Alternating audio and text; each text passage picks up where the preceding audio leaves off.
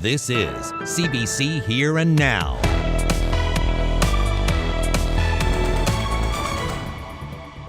A toddler with a high fever and nowhere to go. I'll tell you about how surging demand at the Janeway Emergency Room impacted one family, coming up on Here and Now. After a 3-year absence from the Grand Banks, the Terra Nova FPSO is expected to resume oil production in the offshore early next year. We'll have that story coming up. Good evening and welcome to Here and Now. I'm Heather Gillis in for Carolyn Stokes tonight. A surge in respiratory illness is hitting this province hard. Starting today, the Janeway Children's Hospital in St. John's is cancelling some surgeries and appointments. People with non-urgent cases are being asked to make an appointment with their family doctor instead of going to the ER. For parents with sick children, it's making a stressful situation even worse. I felt despair because I felt like I was kind of on an island by myself. So going around and just trying to find help, begging on doors, like I can't believe that in 2022 that's what we're doing. We're kind of begging on doors to try to get help. That's Julia Murray of St. John's. Her 3-year-old had a fever on Friday. Access to children's medicine is also an issue. We'll bring you more of her story ahead on Here and Now. Now we go to the Port-au-Port Peninsula. A homeowner in Mainland fears his house could soon fall into the ocean. As the CBC's Patrick Butler reports, coastal erosion is eating away at land in that area and fraying nerves.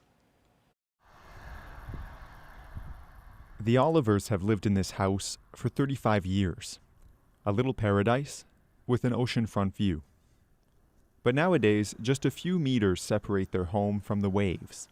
Bit by bit, their yard is falling into the ocean. This picket fence has already been moved back, not once, but twice. Yes, I moved the fence twice now since it's been there, and I moved it 10 feet each time. A retaining wall was built, but nothing seems to work, and the house isn't insured. Yeah, I'm getting about the time now where I'm going to have to move. All along the coast in Mainland, property lines are receding. Roads in the region are also affected. A few kilometers to the east, the main road in Fox Island River is partially destroyed. All that's left is one lane, the only way in or out of town. While coastal erosion isn't new in Newfoundland, researchers say the phenomenon could become even more pronounced with climate change. On peut avoir des tempêtes qui vont être plus importantes, qui vont être plus fréquentes. Storms could become more frequent and more intense, which means we could see more severe erosion as well. 2 houses fell off a cliff in Daniels Harbour in 2007, landslides that shook the community on the Northern Peninsula. The MHA for Port-au-Port fears a repeat of the tragedy in his region. Trying to leave it up to an individual homeowner to say, well, you guys, your property, it's your problem. I don't think that's good enough. I think, we deserved, and that individual and all individuals deserve an opportunity to see some work done. Wakeham says local service districts in his area don't have the means to prepare and respond to coastal erosion. He says it's up to Ottawa and the provincial government to help residents. People like Gordon Oliver, who say all they can do is watch as their property crumbles. Patrick Butler, CBC News, Mainland. Now a tender for roadwork in Fox Island River was issued after CBC visited the community and asked the government when repairs would take place. That tender closed today. The Department of Transportation and Infrastructure says a long-term solution requiring funds from Ottawa is under consideration. A little different weather today as we woke up in eastern areas of the island anyway. We've got some milder air, relatively speaking, let's say not December-like. We have a ridge of high pressure in place right now, an area of low pressure to the west that's bringing a warm front in. But we do have a big pocket of cold air in place. It's been here for quite a while, but as we head through the next couple of days, this ridge of high pressure is going to dominate the weather, and not in a way that we like to see. Typically that means sunshine, but where it's going to sit means we're going to see a little bit of rain, drizzle and fog in the forecast for some areas. Taking a look at the daytime highs today, 4 degrees in St. John's, 5 in Bonavista. As you head towards the west coast, really all across the island, temperatures are above zero, but we do have that cold air up across the Big Land. -9 in Lab City today. Very cold overnight last night, and the trend will be a warming one for the most part. There's that ridge of high pressure. We do have some snow moving across Labrador, though, as we head through the day on Tuesday into Wednesday, and then even into Thursday. I'll get into the full forecast coming up.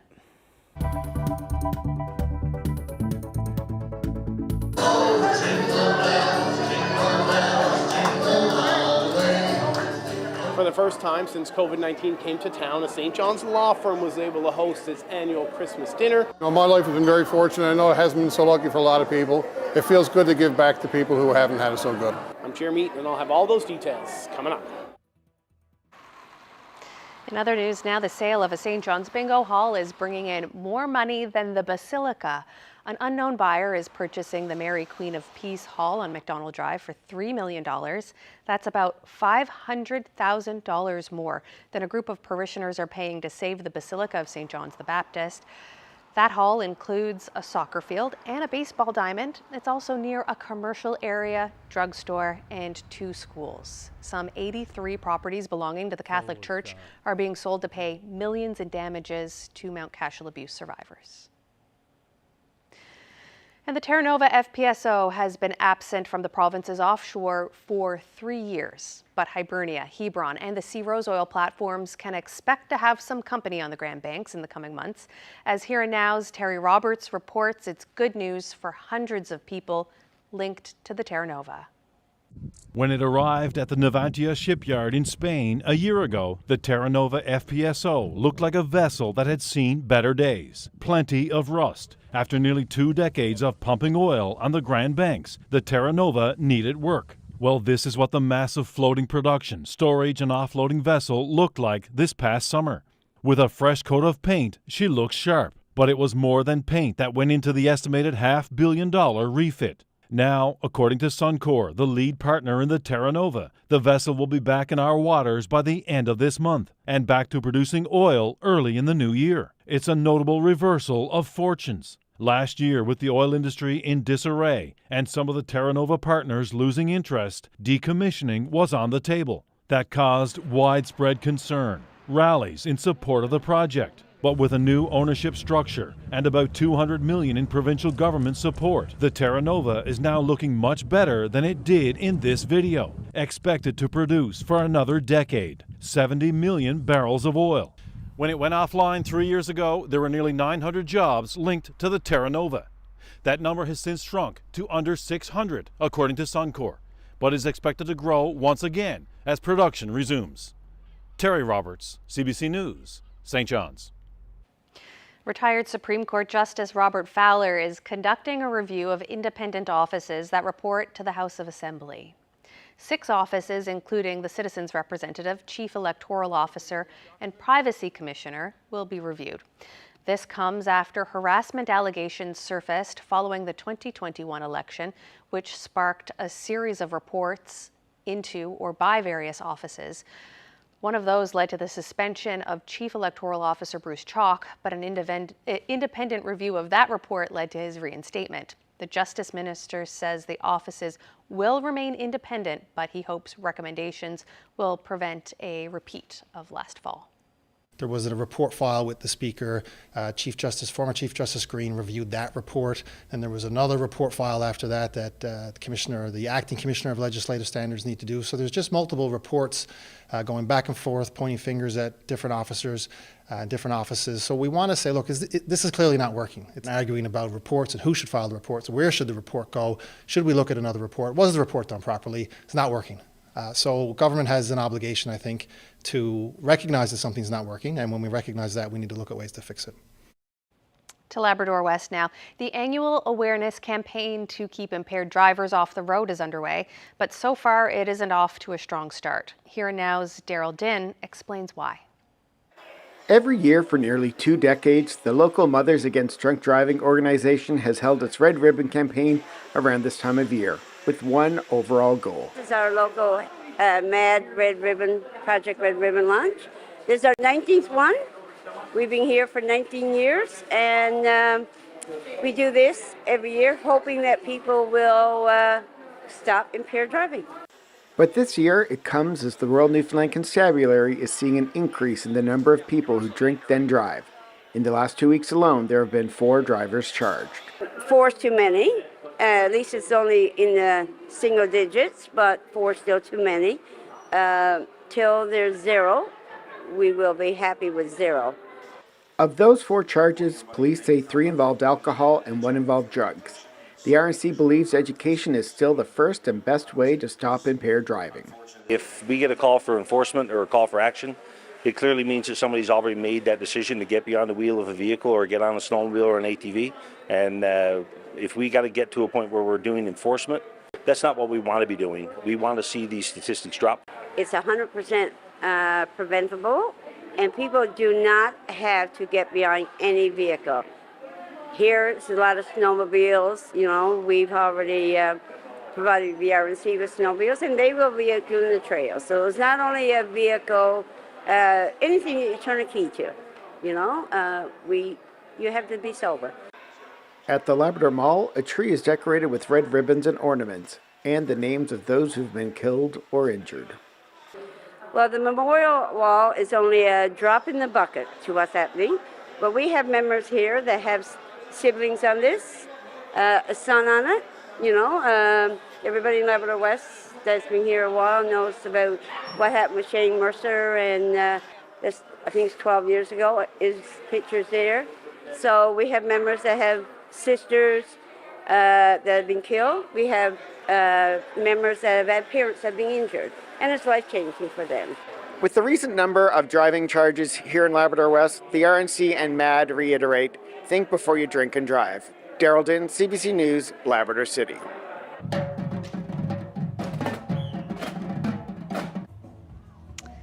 The annual downtown St. John's Christmas Parade was a go yesterday. After being rained out last week, Santa and his many admirers had a much better weather day. Thousands lined Duckworth and Water Streets to watch the performers and get a glimpse of the man in red. And it was a busy weekend for Santa. The night before, he was on the west coast of the island for the annual Kinsman Club Parade. Several ATVs and side-by-side took part in that event. It was held in the evening, so those floats had plenty of Christmas lights. And while it certainly looks like a white Christmas in Labrador West with all that snow, Santa's parade was partly green. That's because for the first time, one of the floats was completely fueled by electricity. Our Daryl Roberts was there, and he even got to speak with one of the stars of the show. We left him some cake and we all went to bed, but when we got up, boy, the cake was still there. It's a nice day in the big land. Are you excited to finally get to do a parade after a couple of years? Oh yes, it's nice to be out with the children. How are you, Mr. Grinch?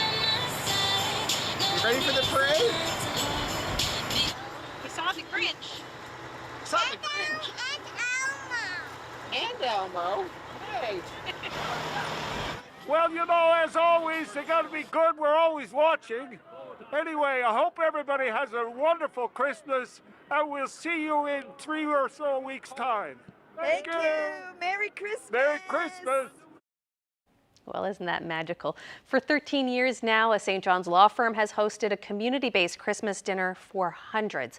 COVID canceled the popular event over the past 2 holiday seasons, but the 14th lunch went ahead today at the Knights of Columbus in downtown St. John's.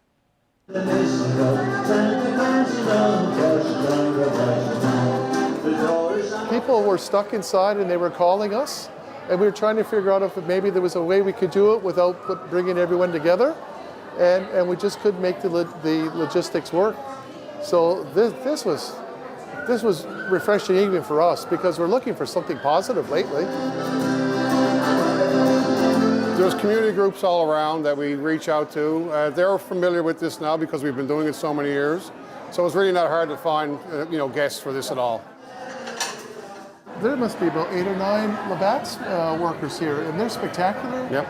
And the Knights of Columbus. Yes, the Knights of Columbus. They give us this hall for this reason, and there's so many people that are willing to give.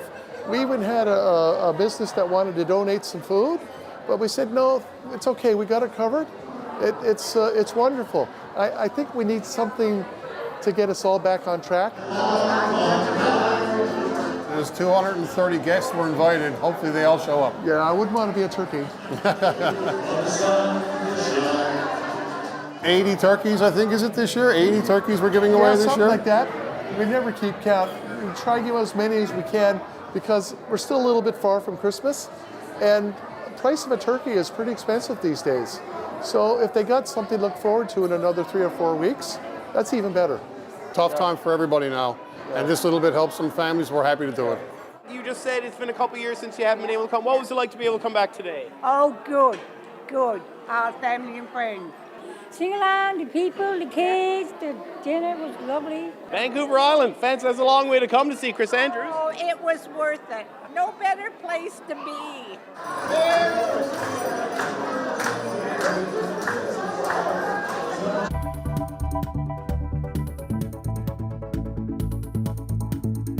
Well, after record-breaking snow in parts of the west coast through November, December, at least the next 10 days, not looking a whole lot like snow. I'll get into the full forecast coming up.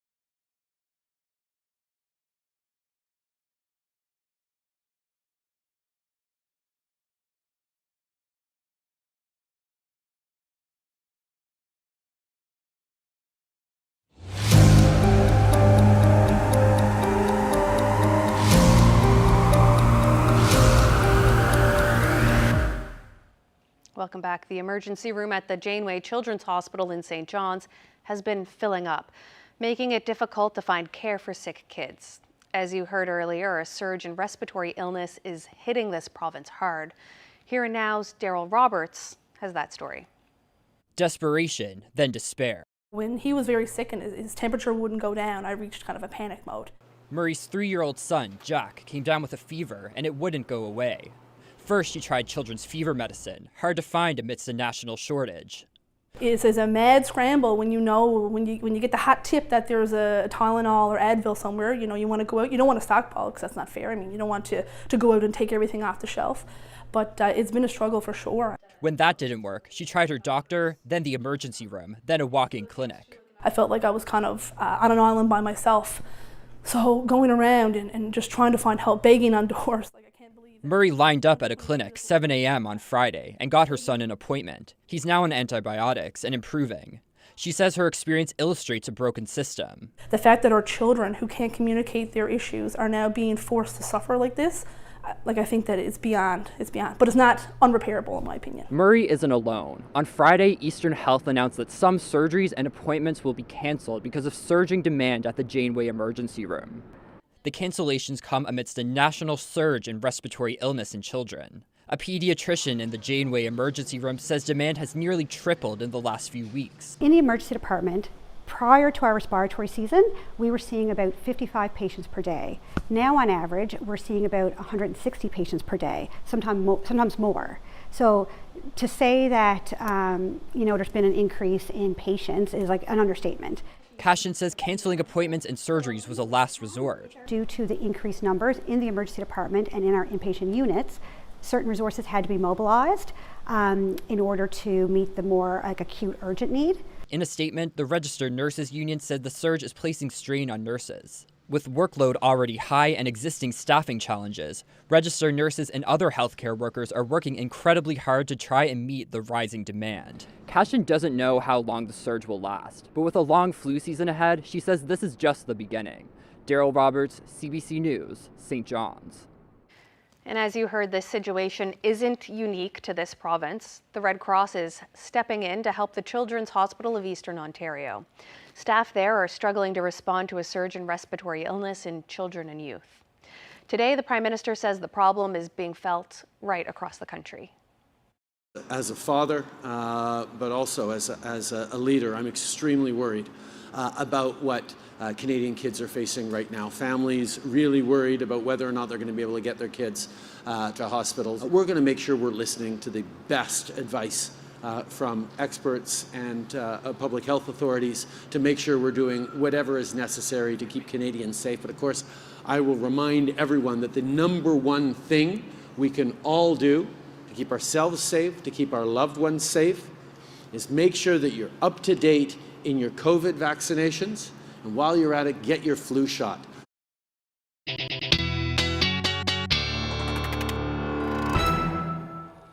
Well, Ashley, we saw some sun on the weekend here in St. John's for the Santa Claus Parade, which we saw a little earlier in the show, and we saw the man in the big red suit in Labrador West as well, where I think it got really cold overnight. What can you tell us about that? It sure did. Definitely needed to bundle up last night up across Labrador. That's really where all this cold air is at the moment. We're seeing much milder air further east, but let's take a look at what the overnight lows were last night. Minus 28 in Lab City, minus 23 in Churchill Falls, and then even up across Nain, those temperatures are into the minus teens as well. Much different story though across the island, minus 5 as you walked out the door this morning in Corner Brook, and even above 0 for Cape Race, St. John's, between 1 and 3, and even Bonavista around 2 degrees. Taking a look at the current temperatures right now, though, rebounded quite a bit actually, in fact, for Lab City at minus 9 today. And then across the rest of the island, not really moving too much. It's currently minus 5 in Corner Brook right now and hovering around the 3-degree mark in St. John's. Now, we have a couple of weather systems. There's all that cold air I was talking about. That's definitely affecting Labrador. And then we've got a front that's moving through, and that's keeping temperatures fairly moderate. And then another ridge of high pressure in place right now, and why we saw some sunshine today, and we're actually going to see some fairly cold temperatures as we head through the overnight tonight in parts of Central. So taking a look at what's going on right now, satellite radar, there's that trough moving through, or the stationary front moving through. That'll take the cloud cover with it. In behind that, we don't have a whole lot to talk about weather-wise, but we're watching the winds. They're fairly light in nature, but they're onshore. And when we start to see this ridge of high pressure where it's placed, and it brings those onshore winds, because around a ridge of high pressure, it rotates clockwise. So that will bring some of that onshore. We typically start to see this drizzle and the potential for some freezing drizzle depending on the temperatures. But at this point tonight, we'll stay above zero across the island, across the Avalon. The further towards Central you get, the west coast, even along the south coast, all those temperatures are going to dip quite dramatically tonight, -12 in Grand Falls, Windsor, and that's because you're generally under light winds and clear skies and that ridge of high pressure up across the Big Land. Still looking at that potential for some flurries tonight. A little bit more brisk winds, but much milder than last night. -6 is the overnight low in Lab City tonight, with those winds out of the south between 30 to 50 kilometers per hour. And then same thing for Cartwright as you head through the night. Now, as far as the wind chills go, though, even though those temperatures will be fairly chilly, you're still looking at those wind chills tonight dipping into the -teens by the time we get into 11 or midnight. And then look what happens in Lab City. Your temperatures are actually warming up as you get into the morning hours tomorrow. But overall, by the time you're leaving tomorrow, 7, 8 o'clock in the morning, definitely looking at those wind chills in the teens, -teens through Central. Now, taking a look at what's going on weather-wise, not a whole lot as we see that ridge of high pressure. We are going to still continue to see that snow, though, along the west coast, western portion of Labrador. But as we continue to see that onshore flow, the potential for drizzle, potential for some rain, and even some fog right through the day tomorrow is definitely a good indication of what's going to happen. And then as we head into the evening hours and overnight, as the temperatures drop, we start talking about the potential for some freezing drizzle right across the island and even into southeastern portions of Labrador. So why are we seeing this? Well, it's called a blocking pattern, and this pattern looks like it's going to continue for at least a couple of weeks. The blues are the ridges of high pressure. Again, that rotating counterclockwise, which brings all those the winds onshore. And look, this continues right as we get into the middle of next week with this pattern. Now, it means that the lake effect that was happening on the west coast isn't going to happen anymore, but not everybody's not going to see the snow. We're still looking at some significant snowfall amounts. This takes us through to Thursday for parts of western Labrador, rather. We could see somewhere between 20 to 30 centimeters of snow in that time frame. Now, tomorrow, again, still looking at the potential for some RDF for at least eastern Newfoundland. Through Central, you'll likely see that as the day goes on, and the potential for some freezing drizzle. West Coast looks beautiful tomorrow as far as temperatures go. And then again, that snow will move in for you across Lab West. So that's a look at your forecast for tomorrow. We'll look ahead when I come back.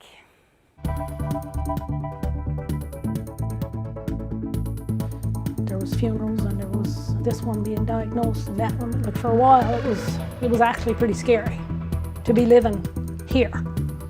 For decades, people in Morton's Harbour drank water from their wells without fear. Then, everything changed. A special CBC feature, Toxic Towns, is up next.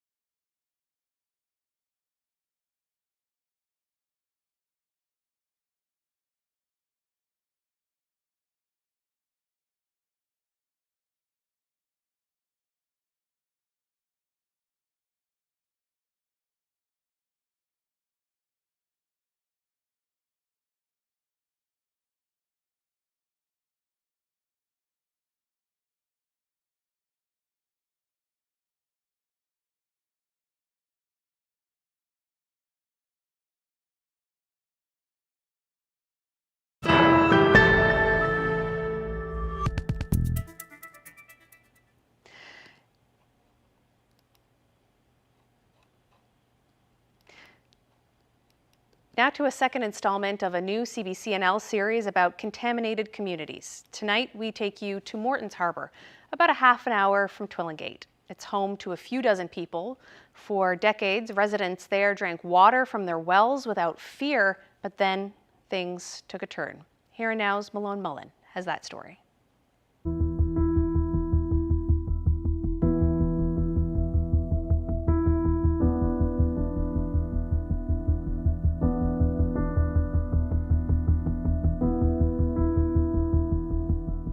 For some reason, I just said, there's something wrong, like I felt it.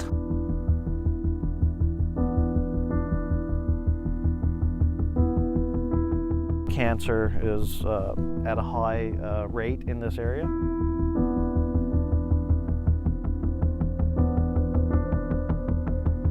It can cause cancer of skin, cancer of liver, cancer of bladder, cancer of lungs.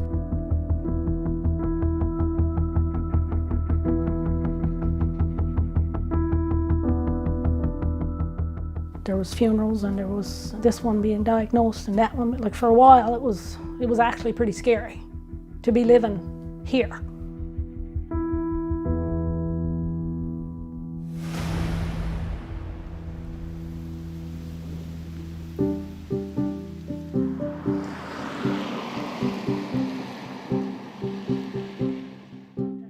This hairstylist has lived in Morton's Harbour with her family for over 30 years.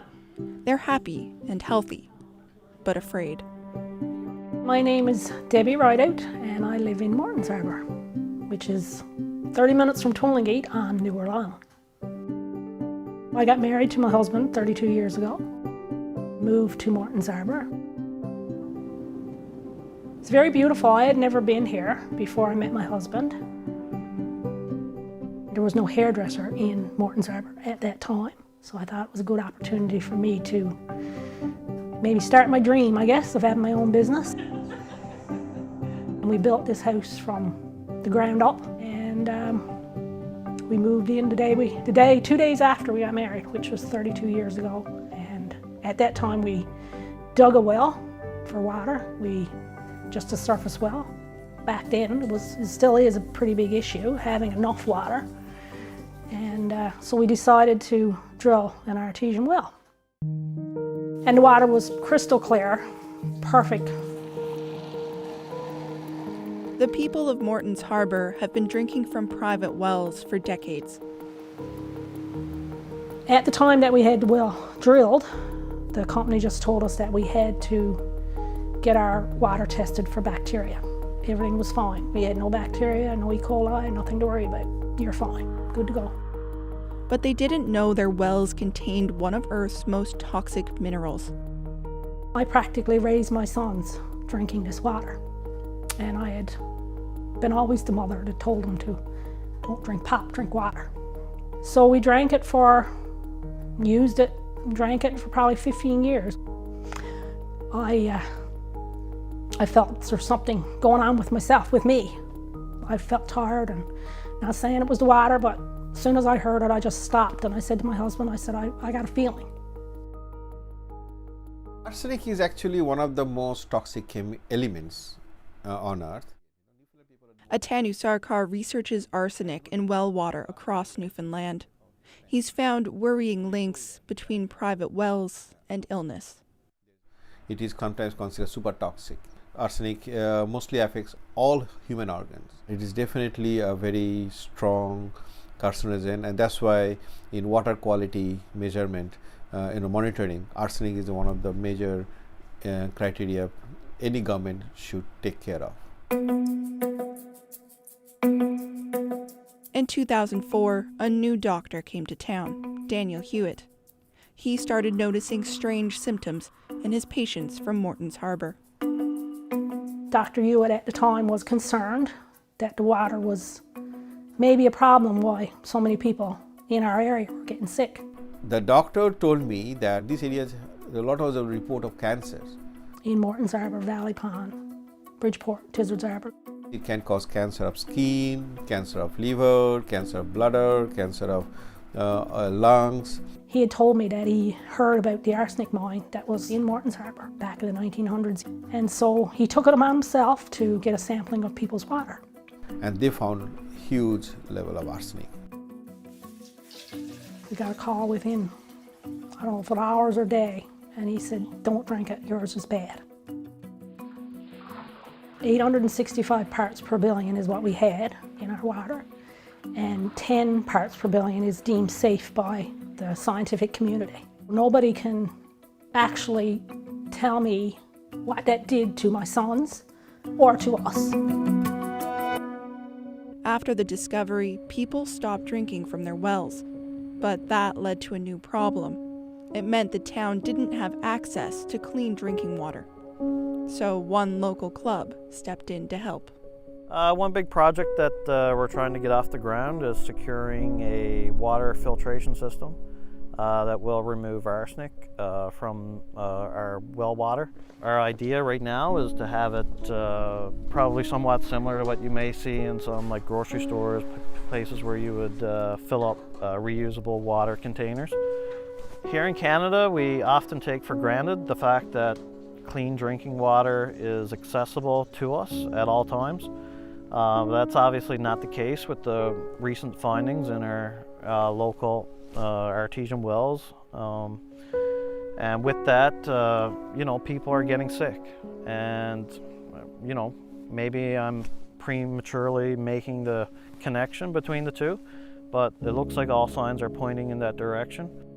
Was that something that people in the community were noticing too? Were people saying, like, yes, it's weird that there's a lot of people getting everybody was talking about it. It was a common subject because there was funerals and there was this one being diagnosed and that one. Like for a while, it was actually pretty scary to be living here. Problem is the chemicals. Sometimes some of the chemicals don't change the taste and color of the water. So people think that the water is perfect because we always go by the color of the water. It should be transparent, no taste, no smell kind of thing. And if that's perfect, we think the water is fine. But possibly the water might have an arsenic, but not physically not showing any evidence for that. Generations of politicians have known about this rash of arsenic deposits across Newfoundland. Well water scares go back years.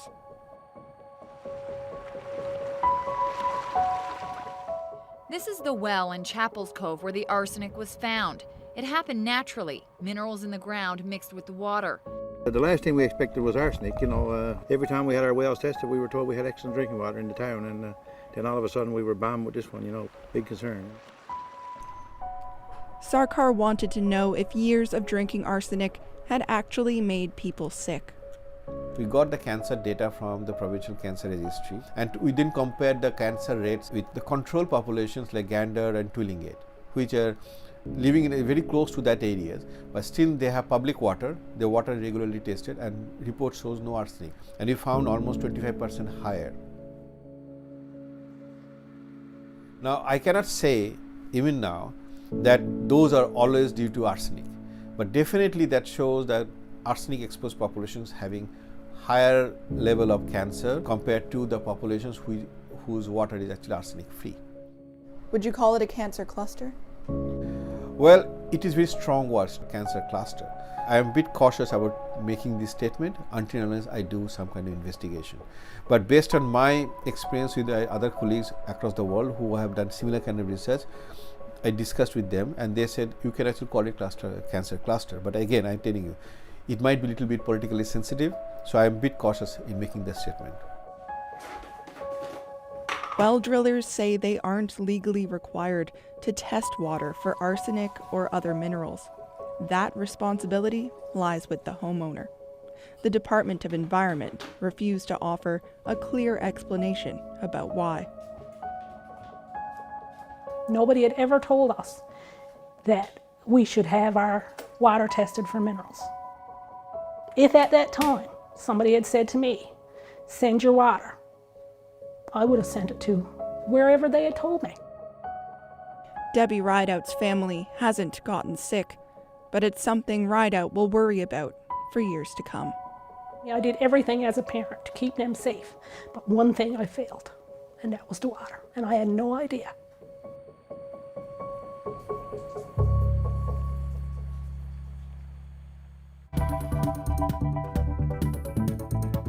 While in jail, they were threatened by other prisoners, other inmates, drug traffickers and members of cartels and that sort of thing. A dead body was placed outside their cell. A Conservative senator from this province played a role in getting a jailed airline crew out of the Dominican Republic and home safely. That story ahead.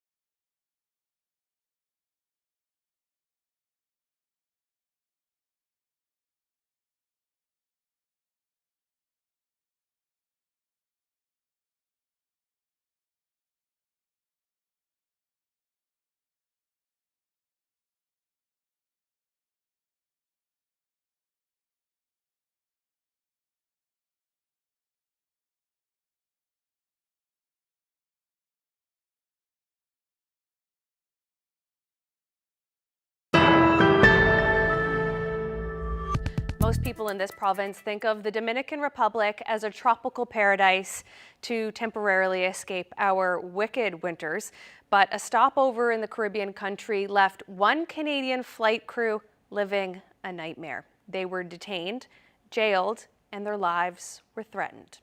Dominican authorities released the crew late last week. David Wells is a Conservative senator from this province, and he played a role in getting them repatriated to Canada last week. Senator Wells is joining us now.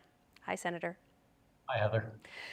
First, can you tell us why this crew was held in Dominican Republic in the first place? So this was a flight crew that came in from Canada, and they were at their hotel. They were going to leave the next day on the flight, and so they showed up at the airport, did a pre-flight check on the airplane, and one of the technicians discovered packages, kit bags and duffel bags of what appeared to be contraband.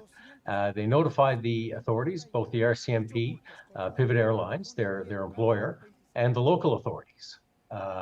And it just went downhill from there. And I understand that what they found was 200 kilograms of cocaine. Is that correct? That's correct, in the avionics bay. So the bags were up against computer equipment, active computer equipment. So there was also a danger to the flight itself. And Senator, was there any ever reason to believe that this crew was responsible for having the drugs in the airplane? Well, they were the ones that notified the authorities, so that would be the first clue that they had nothing to do with it. There was subsequent video found that showed early in the morning a third party loading the bags on board. Obviously, the crew wasn't there then. Senator, what can you tell us about what this Canadian flight crew went through when they were detained in the Dominican Republic? Well, one of the laws of the Dominican Republic is that they can detain witnesses for up to 12 months. And initially, they believed that the flight crew were the perpetrators, had something to do with the contraband, and so they were jailed. Their passports were confiscated, and they spent 9 days in jail. While in jail, they were threatened by other prisoners, other inmates, drug traffickers and, members of cartels and that sort of thing. A dead body was placed outside their cell saying they would be next. It was a harrowing experience. And, they were doing what they thought and what was correct, notify authorities of the drugs. And this is how it ended up. Senator, how did you get involved in this situation to help these Canadians get repatriated? So when I first heard about it, I thought, well, this is an interesting story. It caught my attention, as it's catching many Canadians' attention now. And I was surprised that that it wasn't getting more light shone on it. And of course, one of the jobs that I have is to hold the government to account. And if this is one of those circumstances where I can shine light in an appropriate way on either the inaction of the government or the action of other governments, then I'll do that. So tell me a little bit about the repatriation when these people came home. What was that like? So I was invited to Toronto Pearson Airport last Thursday. There was a couple of delays where they were hoping to get home Tuesday, hoping to get home Wednesday. Paperwork wasn't quite finalized. So Thursday was the day. I flew down from Ottawa in the afternoon into a secured area of the airport. The families were there, of course, fully in anticipation of their loved ones returning. And it was heartwarming when they walked into the secured area. Tears and hugs and just a lot of emotion, and it was heartwarming. The other thing I was going to do in conjunction with Pivot Airlines and the unions was hold a press conference. In fact, I had scheduled a press conference, and I was going to call on the federal government to suspend the bilateral the bilateral agreement that Canada has with the Dominican Republic on flights in and flights out. Of course, 1 million Canadians go to the Dominican Republic each year for vacation, and it represents over 30% of their tourism income. Very important. And I think in a circumstance like this, you have to use all levers at your disposal to remedy this injustice. And I was ready to hold a press conference, and also to call on Canadians to reconsider their plans, their Christmas plans for where they might go in the Caribbean. Okay, well, Senator David Wells, thank you for this. Well, you're welcome, Heather. An update now to a story that we brought you earlier on the bingo hall. It turns out that former Premier Danny Williams is the buyer of the Mary Queen of Peace property in St. John's. The purchase price is $3 million, and you can read more about it on our website, cbc.ca/NL.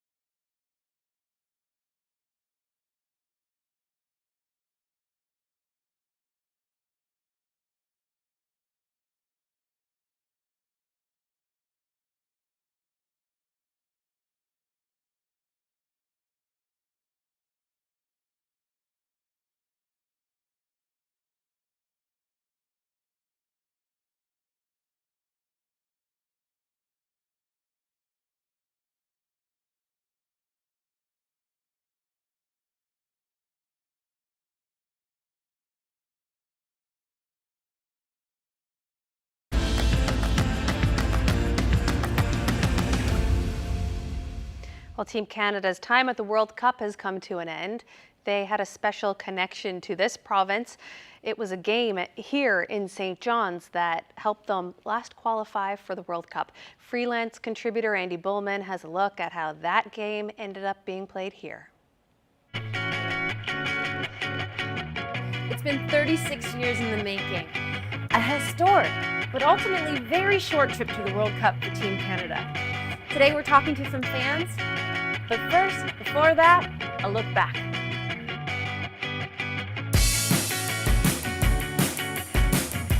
A smashing breakthrough today for Canada's soccer team. For 28 years, Canada has been trying to get into the World Cup Soccer Championships, and today it finally happened. The Hondurans had a few fans as well.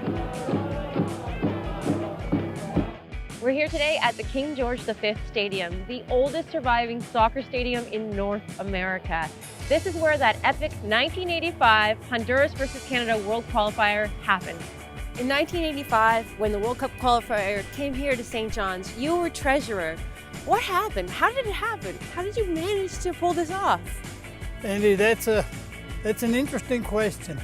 I was treasurer of Newfoundland Soccer, and at the time George Ennis was the president, and George was in Ottawa at a Canadian Soccer Board meeting, and he phoned me and said, I got a question. He said, we have an opportunity to get the last game of the CONCACAF qualifying, which Canada will be hosting.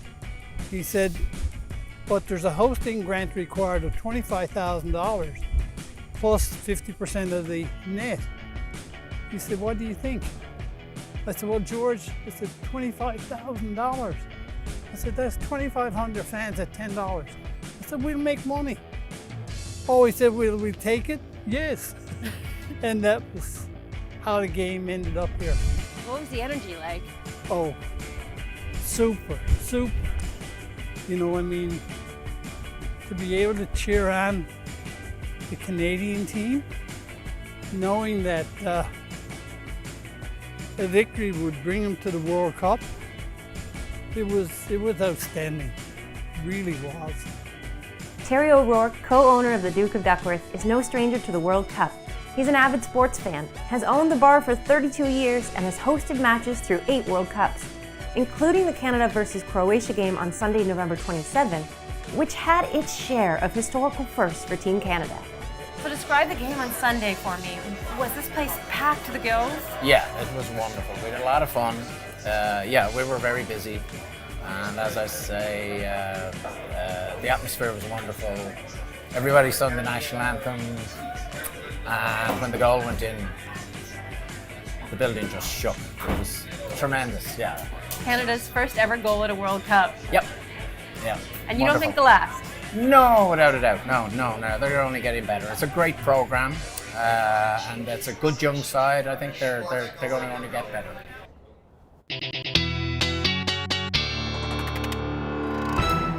Well, if you get to see the sun tomorrow, which you should through central, the west coast parts of Labrador, you're going to say goodbye to it after the next couple of days. Unfortunately, the pattern is looking pretty gray and pretty wet across the island, along with some fog. Right as we head through Wednesday, a little bit more unsettled up across Slab West, where you'll see that snow through a good chunk of the day, feeling more winter-like but mild. That is well below, or well above rather, where you should be sitting this time of year in Lab City. And then as far as our Wednesday evening into Thursday goes, we're looking at that snow generally continuing up across the Big Land.